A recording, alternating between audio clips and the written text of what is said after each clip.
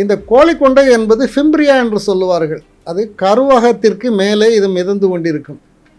இந்த கருவகத்திலிருந்து தெறிக்கின்ற முட்டையாய் இந்த கோழிக்கொண்டையை பிடித்து ஃபலோப்பியன் டியூப் வழியாக கருவறைக்கு அது செல்ல வேண்டும். அங்குதான் அது ஆண் உயிரணுவை காண முடியும். அங்கு ஆண் அணுவு கருமுட்டையை துளைப்பதற்கு அங்குதான் வழிவகுக்கிறது. யமதர்மன் இந்த கருவுறுதலை புராணங்கள் அழகாக சூழ் கொள்ளுதல் என்று சொல்லுகிறார்கள்.